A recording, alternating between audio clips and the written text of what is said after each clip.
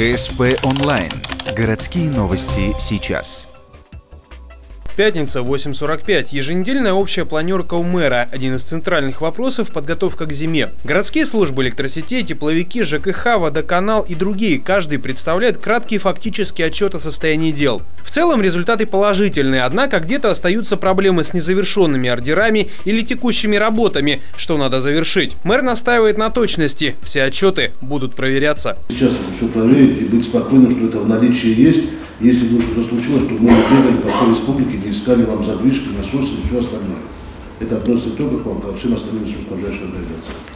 Схожую характеристику своих дел предоставили и управляющие компании. Сколько домов под управлением, есть ли все необходимые резервы, аварийные службы и как обстоят дела с текущими вопросами и паспортами готовности. Директор управляющей компании «Жилсервис» Юрий Куканов в частности озвучил вопросы к Ухта-водоканалу по канализации. Суть – дележка зон ответственности, но вопрос-то решать надо. Давайте признавать так эти участки бесхозные, бездомные, передавать на баланс и опять-таки включать, обслуживать. Все равно водоканал решит.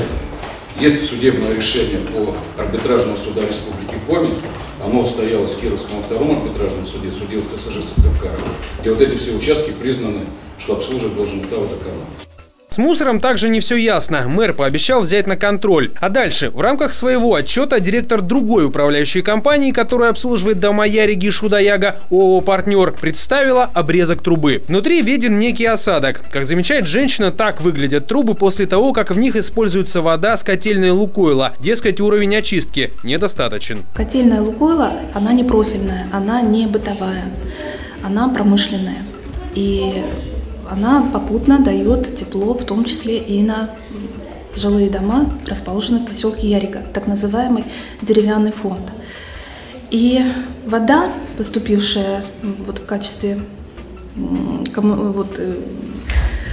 топлива, да, она не всегда соответствует, она не соответствует качеству, она содержит и примеси тяжелых металлов, нефтепродукты, содержащиеся там есть в ней.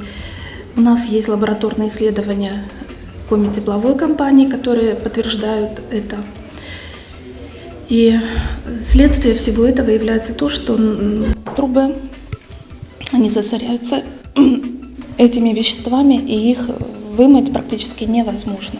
Как рассказала женщина, в мае 2016 года по проблеме было совещание с участием первого зама руководителя администрации. Однако ситуация осталась той же. Во время интервью спросить о ситуации вышел представитель «Лукойла». Сказал, что о данной проблеме сигналов не поступало. На что директор ООО «Партнер» ответила, что непосредственно с нефтяниками договоров нет, но обращались в Коми тепловую компанию. Представитель нефтяного гиганта сказал, что необходимо провести консультации, но от указания конкретных сроков решения проблемы и методов, да и возможно ли это, воздержался.